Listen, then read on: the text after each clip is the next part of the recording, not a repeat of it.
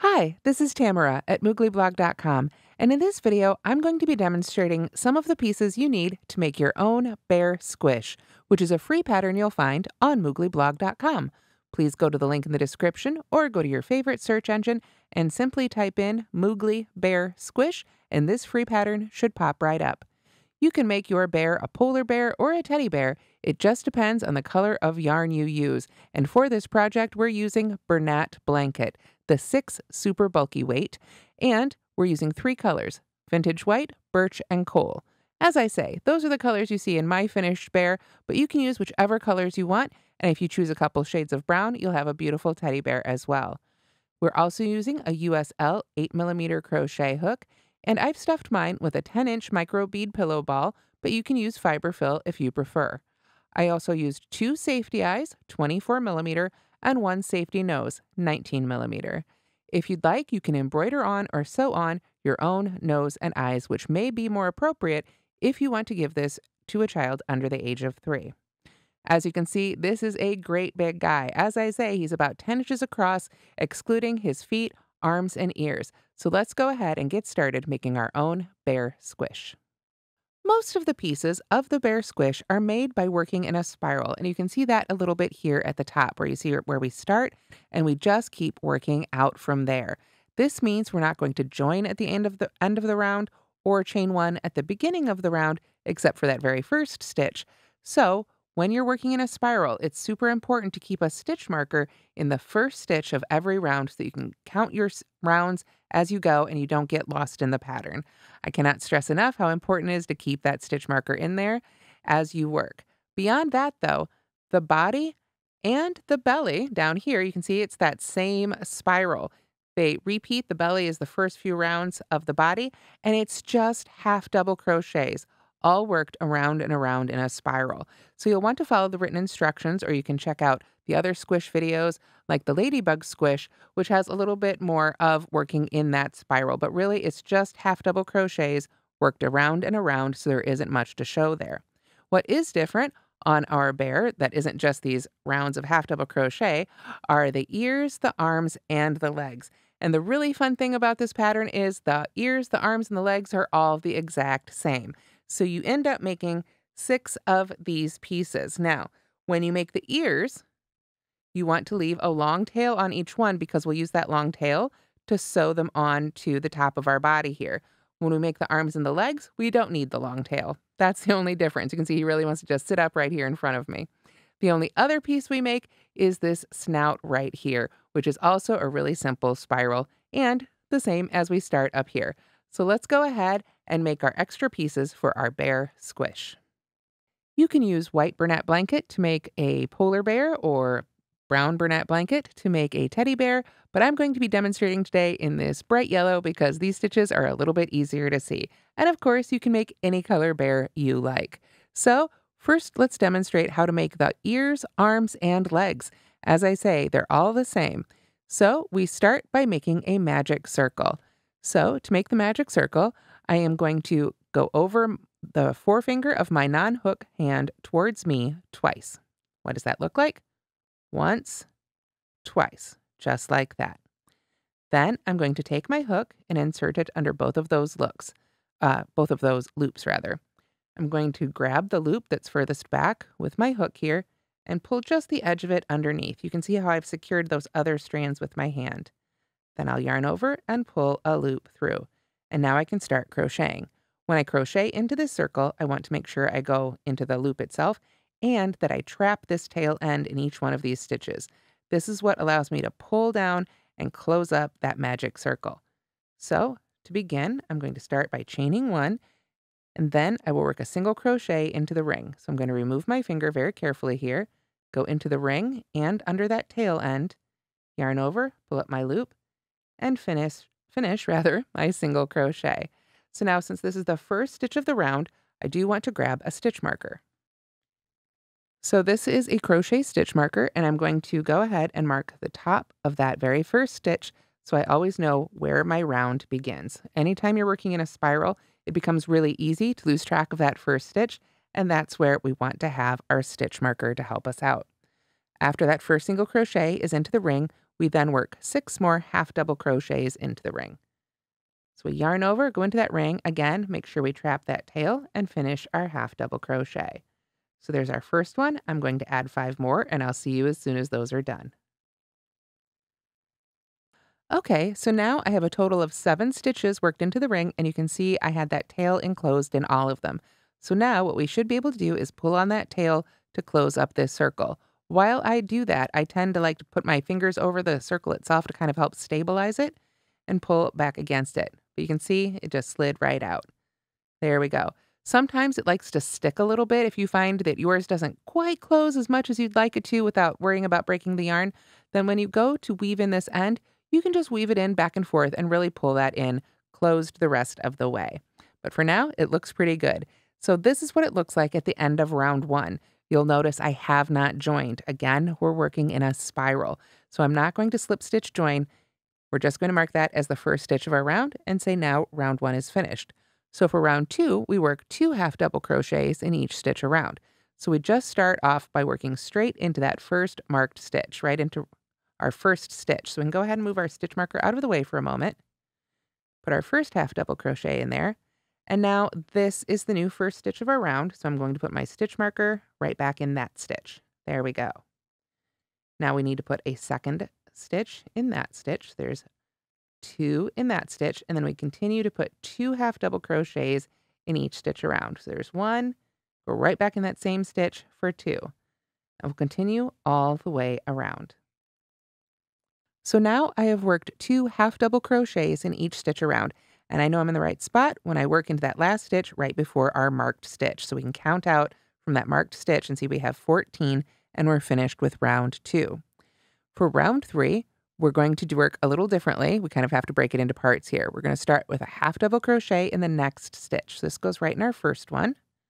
Let's move our stitch marker out of the way, finish our half double crochet, and put our stitch marker right in the top of that stitch. There we go. I cannot stress enough how important those are. I too have had the hubris to think I could get away without using a stitch marker while working in the spiral. I learned my lesson quite quickly. So for round 3, we have our half double crochet in the first stitch. Then we're going to single crochet in the next 5 stitches. So 1, 2, 3, 4, and 5. Then we half double crochet in the next 2 stitches. So there's 1 half double crochet, 2 half double crochets. You'll notice it's really starting to cup up now, and that's good. We don't want this to be a flat circle. Then we single crochet in the next 5 stitches. 1, 2, 3, 4, and 5. Finally, we half double crochet in the last stitch, and we should have 1 stitch left, which is exactly what we've got. So we know our stitch markers in that next stitch, we're in the right spot. So now is when you want to take a moment to weave in your first end right here. So you can see I'm just going to flip it completely wrong side out, give that end another tug, and then I would go ahead, grab my yarn needle, and weave back and forth. Let me grab one here real quick. Here we go. Okay, so you want to make sure that you have a yarn needle with a hole big enough for a super bulky yarn like this one. I'm just going to go ahead and thread it on here. So when you weave in your end on a magic circle, it's really important, even if you've gotten it just as tight as you'd like it to be, like this one is, to go in both directions. So you can kind of see that the yarn is coming out from this direction from the yarn. So it's fine to take a couple stitches this way, we'll say. And you can even go all the way around if you want to. Especially if you need to tighten it up, you'd probably want to go all the way around your circle with your needle. But then, when you feel like you've gone that one way enough, head back the other direction. Skip over a stitch there, otherwise you'll just undo your stitches. We don't want to do that. But make sure you go both directions around that circle. That is really going to help that magic circle stay closed. When you hear people complain about their magic ring opened back up over time, It's because they didn't change directions. Now, I've gone back and forth in both directions, and I would still continue to weave this in just a little bit beyond that because, of course, you just don't want your stitches to come out. Now, the nice thing is we don't have to weave in the whole thing. We don't even have to trim this off because this is all going to get sealed up inside. So it doesn't have to be pretty. You know, if you're a novice to weaving in your ends, you feel like, gosh, that's a little messy. It's not going to show. Just want to make sure it doesn't show here on the outside. So you can go ahead and just leave that right in there when you're done weaving it in. Okay, so when that's all done, then we're ready for row 4 of our ears, arms, and legs. We were working in the rounds. Now we're going to switch over to working in a row. So to do that, we're going to be folding our piece flat like this and working through both layers. So this is where things deviate a little bit. We're going to start with a chain 1. It's actually, we don't so much need the chain 1 for height here, but it actually makes it really a lot easier to get through this next maneuver. What we want to do is go through the front of this stitch here, our marked stitch. We can get that stitch marker out of the way. And then we want to go through from behind here, straight through, if you will, that last stitch we just made. So having that chain 1 there gives you just a little bit of room to maneuver the hook right through there. You go through both layers, pull up your loop, and single crochet, like so. So then you're going to continue to do that all the way across. We just want to match up those stitches across. So we go to the next stitch and that next stitch right behind it and make a single crochet. Same thing all the way across. Now we had 14 stitches in the previous round. So working through both of these layers, we should have a total of 7 single crochets. And so as we approach the last pair here, you might find it feels a little funny because these, of course, were 2 stitches that were right next to each other. But if you just put your hook in there and kind of push on through, it should slide right between, or underneath, I should say, the tops of both of those 2 stitches. So now we should have 7 stitches. 1, 2, 3, 4, 5, 6, 7. And we've closed up our little paw or ear, whatever it's destined to be. So finally, we just have one more row. We are going to chain 1 and single crochet all the way across. We just want to add a little height or length to our arms, legs, ears, whatever they may end up being. And I needed just a little bit more yarn here out of my skein. I had almost pulled out just the right amount. So now we'll finish that up. We've got just a single crochet in each single crochet across. Couldn't be simpler. Easy peasy. And now you just need to remember to leave a long tail on 2 of these because you'll want to sew them on for ears. And then, of course, you can just cut a 4 or 5 inch tail on the other 2 that gets sort of crocheted right on into the body. So after you cut that off, you can go ahead and just pull that tail end through that final loop if you like to secure. And now it's ready to attach. So let's take a look at what these look like on the body itself. Okay, so before you stuff your body, after you've made your pieces, you will sew your ears onto the top, the body portion, which has the majority of the body itself. So what you want to do is just kind of count out from the center here. You can use the tail end when you finish up. I like to use the tail end of the body that will be hanging out here to help line it up. Come out here and then count out evenly on either side. You can see it's about 3 rounds, 1, 2, 3 or so out from the center. And then you can see I just curved it slightly and then use that long tail to just sew it right on. Again, you'll do this before you stuff and finish your bear. It's so much easier to do this. You don't want to seal it all up and then try and add pieces on. You want to sew these on before you stuff it and sew the final pieces together. So you can just add a little bit of a curve there, and that stands up really beautifully. I kind of tilt it. After you make one of these pieces, you'll see there's kind of a natural tilt to it a little bit. So I used that to my advantage. And you can see here, the piece we just made and just curved it a little bit like that as I sewed it right on. That was easy peasy. Now, for the arms and legs, as we're crocheting around making our pieces, you can see if I look really closely, right there is the seam where we sewed the body to the belly as our final step. But as you're making the belly and as you're making the body, and this is why we make our arms, legs, and ears first, then as you're crocheting, when you get to this point, you'll just sort of pin those together and crochet through both layers, and then those will be attached as well. So you don't have to sew on the arms or legs. You have to make them ahead of time, but you'll actually just crochet right through them as you continue to make those body and belly stitches. And if you followed the other squish tutorials or made any of the other squishes, you've seen me do that, especially on the belly portion of a lot of the other animals. A lot of those have legs attached as you're crocheting the belly. But again, those crochet stitches are all just half double crochets worked in a spiral. So the only other piece, we've got, of course, our safety eyes and our safety nose right here, but we've got our snout. So let's go ahead and make the snout or face of our bear squish now. So now let's go ahead and make the snout, which actually is only 3 rounds long, and those first 2 rounds are the exact same as the first 2 rounds of the belly or the body. So if you're struggling to get started on those, they begin just like this. We're going to start again with our magic circle. So I go over my finger twice towards me, get in there with my hook, make sure those ends are secured here so I can pull that loop forward. There we go. Yarn over and pull that loop through. Then I chain 1, and I'll go ahead and take my finger out now. You can, use your hands however makes it feel the most comfortable for you.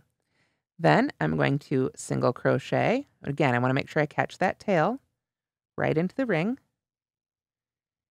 And again, I want to put a stitch marker right in the top of that very first stitch. There we go. Then I am going to put 9 half double crochets in the ring. So that will be a total of 10 stitches. And again, this is the exact same way we start our body and our belly. So we just keep putting half double crochet stitches right into that ring. And again, make sure that you catch that tail every time. If you don't, it's not the end of the world. You can sew it closed, but the magic ring doesn't happen. It doesn't have its magic if you don't work over that tail. So I'm just continuing to put half double crochets in here. My pulled out yarn is trying to join the party a little too soon. So let's see. I can't yap and count at the same time. So we've got 1, 2, 3, 4, 5, 6, 7, 8. I need 2 more stitches. We need a total of 10. So 1 and 2. There we go. Now, again, I can go ahead and pull on that tail end to close up our ring. I'll pull up that working loop a little extra here, secure that, and pull on our tail. There we go, and it closes up nice and tight. I'll put my hook right back in my loop here.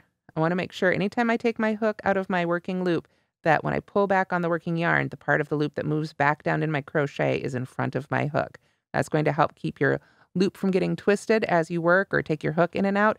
And it can cause a lot of sort of just funky looking stitches and strange twists if you have it the wrong way around. So it's a good tip to always make sure you put your hook back in the right way. For round 2, all we're going to do is work 2 half double crochets in each stitch around for a total of 20 stitches. So again, we're working in a spiral, so we haven't joined here. We just yarn over and go right on into that very first stitch. So we put our half double crochet in there. We can mark the top of that stitch. There we go.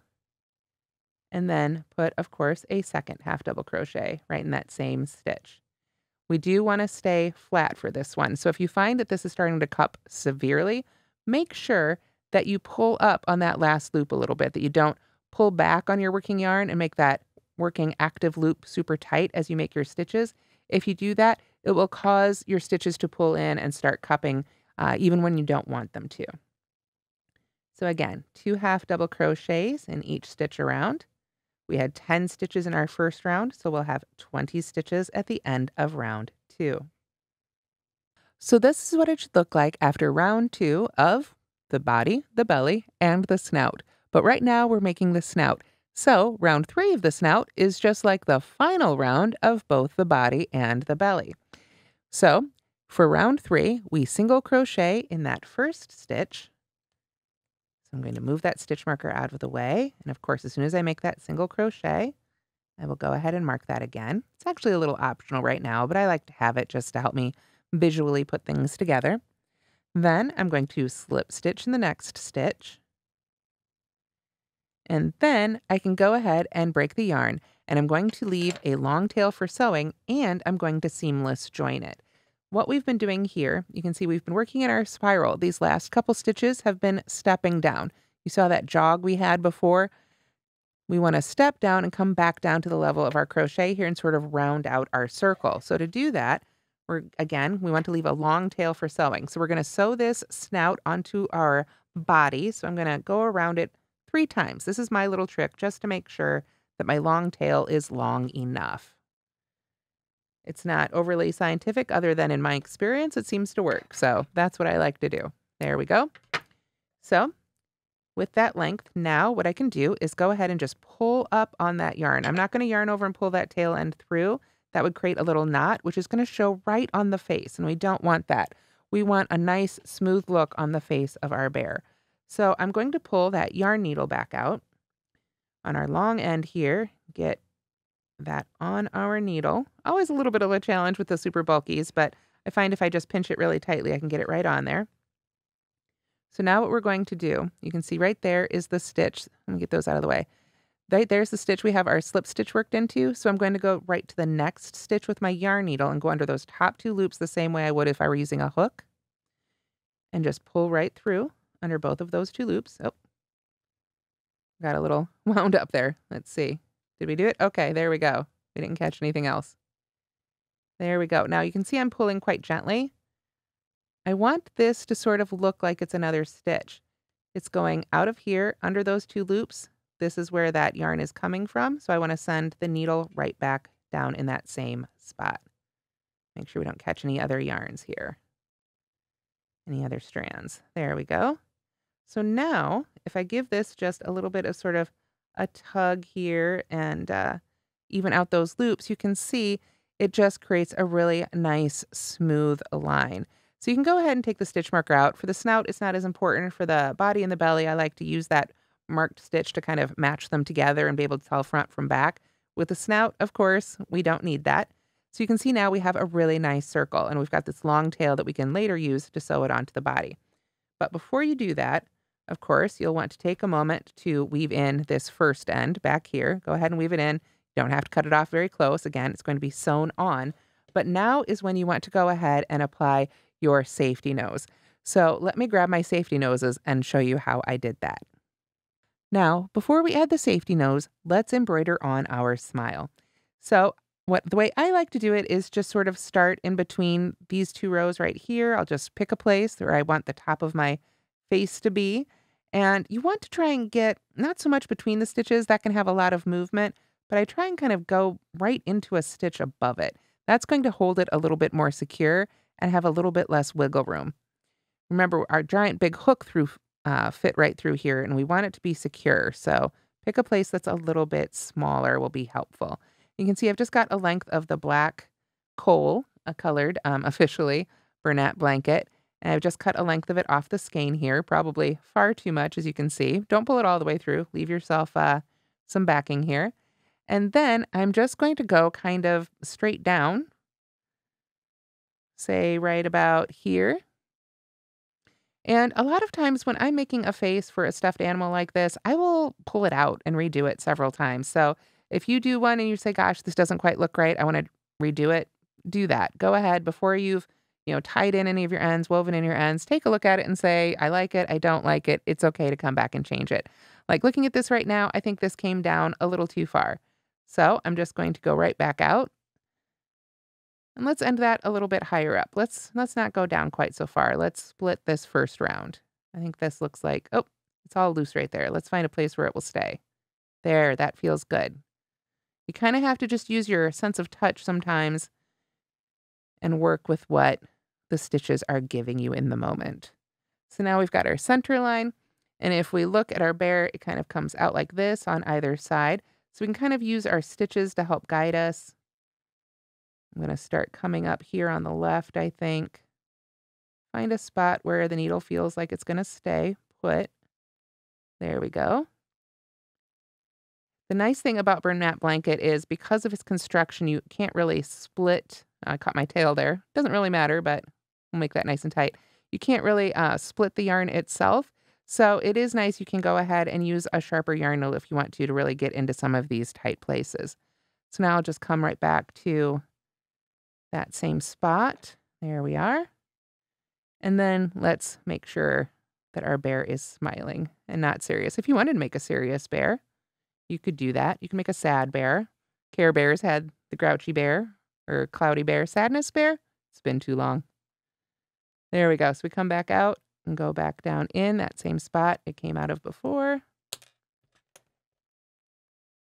And this is how I do it. Now, there's lots of different techniques, I'm sure, but whatever makes you happy and gives you the face you like for your bear. I'm actually liking the way this one's coming out, I think better than my original. Again, just wants to catch some of those strands back there. Make sure you don't get too much caught up back there. There we go. We go back to that same spot and just sort of make it look the same. Kind of aim for that same spot here on this side. That feels a little loose. Let's come over here. Oh, that's even looser. Just want to find a good spot to stick our needle. There we go. Found it. Just have to have a little bit of patience. So now I'll pull that through and come back and meet that line. There we go. So you can see it's a little lopsided. I might redo that second half if I were, if this was going on a finished bear. But for right now, I'm pretty pleased with that. So you can go ahead and weave in those black ends, of course, on back here. You don't have to weave them too much. Just get them nice and secured down. And then you can add your safety nose. So I used a 19mm safety nose. Of course, you can change the size and style or just embroider on the nose if that's what you prefer. But then I like to put that safety nose kind of right at the top there. And that way it just kind of covers the top of that line. And I think it gives it a little bit more accurate look if you do it that way. We put it right in at the top there. There we go. So I like to embroider on the lines before I put on the safety nose because when I tried one where I added the safety nose first and I couldn't get back under there with my black line to really have those meet up well. So I do recommend you take the time to sew those lines on before you add your safety nose. So then once you've got those lines on, like I say, you put your safety nose right through there. If you haven't used safety nose or safety eyes before, you can see it's sort of a plastic piece here with this long shaft that you stick right through your crochet. Make sure this part's on the right side. And then on the wrong side, they come with these backs like this, and you put them down on the shaft. You push really hard. You'll hear a couple, and if you don't hear it, you'll feel it, a couple of sharp snaps, and that will hold that on there nice and permanent. So now these are not officially rated for children under 3. I don't really generally see them going anywhere. But again, if you're giving this to a child under 3, it is recommended that you embroider it on with contrasting yarn rather than using safety eyes or safety noses. Okay, so when you've made all your pieces, but you haven't sewn them together yet, you will have the top of the body with arms sticking out. You will have the belly with legs sticking out. You'll have 2 ears and a snout. So then it's time for the assembly. We already talked about adding the ears to the body. So that is the first step. Second step is to add the safety eyes to the body. Now, I put the face down here pretty low. I think in retrospect, I might have put it up 1 row higher. Play with it. Play with the placement of your face. If you like it like this, put it the same way. Put it up a little higher. Changing things like the placement of the eyes and the face will really change the look of your bear significantly. And you can have a lot of fun with that. Different eye styles, spread them apart. Just have a lot of fun. Don't be afraid to play with your bear squish and give it its own look. So we put the safety eyes. You want to, if you're going to put the snout in between them like I do, make sure you put them far enough apart for that. So you can kind of take your snout, where'd mine go here, and sort of hold it up and say, okay, I'm going to need it to be this far apart before you snap those in. Then, so you put on your safety eyes right there, or again, embroider them on if that's what you want to do. Make sure that they are on this side of your ears. Your tail end should be back here. Because again, we haven't sewn our big 2 pieces together yet. Add your eyes. Then add your snout right there. And go ahead and put it together. You're going to sew it right between the eyes, and it's going to be right above the line. If you put it in the same place, it's going to be right above the line of sewing right here. So your top piece is going to end right about here. So you just use the long tail of the snout to go around. It'll all be open, so you'll have access to the inside of the body, and you can just sew that right on and weave the end in on the inside. Once all the eyes, the snout, the ears, everything's attached, you'll just have 2 pieces left. The body with all of its pieces, and then the belly with these 2 legs. And you're going to have 1 long tail to sew them together with. So what I like to do is insert the ball or the stuffing inside the body up here, and then take your stitch markers and match up stitch by stitch the belly piece to the body piece. Again, you can see if you look really closely, that is the line of whip stitching right there. So you can just use your stitch markers. It will look a little crazy. I'm going to warn you about this right now. I've gotten so many questions over the years. All the squishes are like this. It doesn't look like the body and the belly are going to match up. The belly is going to look significantly smaller. However, if you follow the written instructions, you'll have the same number of stitches in the last round of the belly that you have in the last round of the body. So they should match up 1 to 1. The trick is just making sure that you face those feet forward, make sure the feet are facing the eyes, and then just go around and take your stitch markers. I like to mark about every 5 stitches all the way around with a stitch marker. So I'll count out 5 stitches on one piece, 5 stitches on the next piece, put them together with a stitch marker. The next 5, put them together. Then I can take my long tail end and just start whip stitching the 2 pieces together all the way around. So when you get all the way around, you should just have that one end. Everything else should be on the inside of the ball. So you can just carefully finish off that last whip stitch and then try and weave in your end here on the back of the bear, pull it taut, tie it, and that tail should go right back in. And that's how to make a bear squish, which is a free pattern you'll find on mooglyblog.com. Thank you so much for watching, and don't forget to like and subscribe.